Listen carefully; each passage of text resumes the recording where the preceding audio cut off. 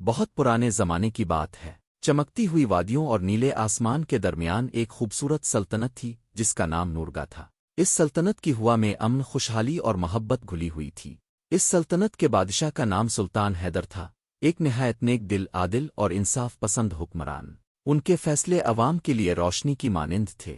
سلطان حیدر اپنی رعایا سے بے پناہ محبت کرتا تھا، مگر اس کی زندگی کی سب سے قیمتی چیز اس کی بیٹی شہزادی آمنہ تھی۔ آمنہ بچپن سے ہی نہایت ذہین، خوبصورت اور علم دوست تھی۔ اس کی مسکراہٹ سورج کی پہلی کرن جیسی روشن تھی، اور اس کی باتوں میں ایسی نرمی تھی کہ سخت دل بھی پگھل جائے۔ وہ کتابوں کی دیوانی تھی، موسیقی میں سکون پاتی، اور اکثر اپنے محل کے باغات میں بیٹھ کر رعایا کے بچوں کو پڑھایا کرتی تھی۔ سلطان حیدر اپنی بیٹی کو نہ صرف اپنی آنکھوں کا تارا بلکہ اپنی سلطنت کا مستقبل سمجھتا تھا۔ اس کی خواہش تھی کہ جب وقت آئے تو سلطنت کی باغ دوڑ ایک ایسے ہاتھوں میں جائے جو محبت اور دانائی سے بھرے ہوں۔ ایک دن دربار میں ایک نیا سپہ سالار مقرر کیا گیا۔ اس کا نام کامران تھا۔ وہ ایک بہادر، ذہین اور پرعزم نوجوان تھا۔ اس کی آنکھوں میں ایک عجیب گہرائی تھی، جیسے وہ سب کچھ جانتا ہو مگر کچھ نہ کہتا ہو۔ جب وہ دربار میں داخل ہوتا تو سب کی نظریں اس پر ٹک جاتیں۔ اس کی بہادری اور سمجھداری نے بہت جلد بادشاہ کا اعتماد جیت لیا۔ رفتہ رفتہ شہزادی آمنہ اور سپہ سالار کامران کی ملاقاتیں بڑھنے لگیں۔ پہلے رسمی گفتگو، پھر فکری باتیں، اور پھر ایک خاموش دوستی نے جنم لیا۔ آمنہ کو محسوس ہونے لگا کہ وہ کامران کے الفاظ میں سچائی دیکھتی ہے، اور اس کی خاموشی میں اطمینان۔ دل جیسے روشنی کی طرف کھینچنے لگا۔ جب ان دونوں کے رشتے کی بات دربار میں ہوئی تو بادشاہ حیدر نے مسکرا کر اپنی رضامندی ظاہر کر دی۔ یہ آمنہ کی زندگی کا سب سے خوشگوار وقت تھا۔ سلطنت میں چراغاں ہوا، بازاروں میں مٹھائیاں بانٹی گئیں، اور محل کو گلابی روشنیوں سے سجا دیا گیا۔ مگر قسمت کی تحریر ہمیشہ وہ نہیں ہوتی جو ہم چاہتے ہیں۔ کسی کو معلوم نہ تھا کہ سپہ سالار کامران کے دل میں شہزادی آمنہ کے لیے محبت نہیں تھی۔ اس کے دل کے کسی پوشیدہ گوشے میں ایک اور نام چھپا ہوا تھا، نیلا۔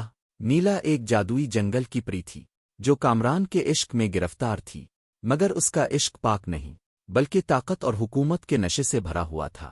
اس نے کامران سے وعدہ کیا تھا کہ اگر وہ نورگا کا تخت حاصل کر لے تو وہ دونوں مل کر پوری سلطنت پر حکومت کریں گے۔ یوں شہزادی آمنہ سے کامران کی قربت محض ایک چال تھی، ایک سیڑھی جس سے وہ اپنے مقصد تک پہنچنا چاہتا تھا۔ شادی کی تیاریاں شروع ہوئیں تو پوری سلطنت خوشبو سے بھر گئی۔ ہر گلی میں روشنی تھی، ہر درخت پر چراغ، اور ہر دل میں خوشی۔ شادی سے ایک دن پہلے مہندی کی تقریب تھی، وہ رات جو ہر دلہن کے لیے سب سے حسین لمحہ سمجھی جاتی ہے۔ شہزادی آمنہ نیلگوں لباس میں چاندنی کی مانند جگمگا رہی تھی۔ خادمائیں خوشی کے گیت گا رہی تھیں، اور چاندی کے پیالوں میں مہندی تیار کی جا رہی تھی۔ لیکن کسی کو معلوم نہیں تھا کہ انہی پیالوں میں ایک خفیہ زہر بھی گھل چکا ہے۔ رات کے اندھیرے میں کامران نے محل کی ایک بوڑھی خادمہ کو بلا کر مجبور کیا کہ وہ مہندی میں رنگ کے بغیر زہر ملا دے، وہی زہر جو نیلا نے اسے دیا تھا۔ زہر مہلک نہیں تھا، لیکن آہستہ آہستہ جسم کو کمزور کرنے والا تھا۔ بوڑھی خادمہ خوفزدہ تھی، کیونکہ اس کا بیٹا کامران کے سپاہیوں کے قبضے میں تھا۔ مجبورنہ اس نے زہر ملا دیا۔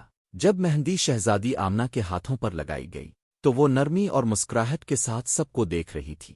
سب کہنے لگے، محبت کا رنگ کتنا گہرا ہے، مگر وہی رنگ آہستہ آہستہ زہر کی زبان بن گیا۔ رات گزری تو شہزادی نے اپنے ہاتھوں میں جلن محسوس کی۔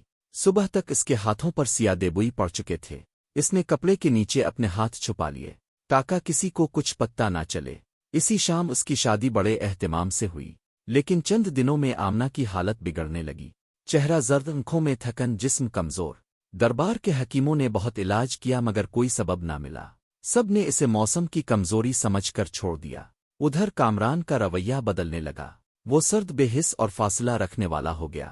شہزادی آمنہ حیران تھی کہ وہ شخص جو کبھی اس کی مسکراہٹ کے لیے سب کچھ کر گزرتا تھا اب نظریں چرا رہا ہے۔ ایک رات جب محل نیند میں ڈوبا ہوا تھا، کامران خفیہ کمرے میں بادشاہ کے دشمنوں سے ملاقات کر رہا تھا۔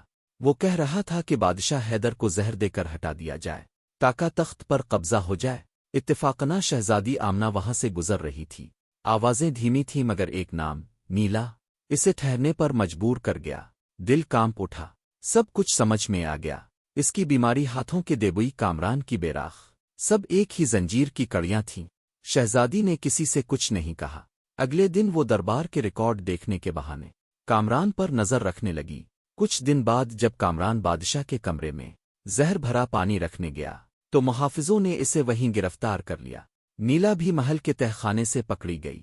دربار میں سب کے سامنے حقیقت کھل گئی۔ شہزادی آمنہ خاموش کھڑی تھی، اس کے ہاتھوں کی سیادیبوئی روشنی میں چمک رہے تھے۔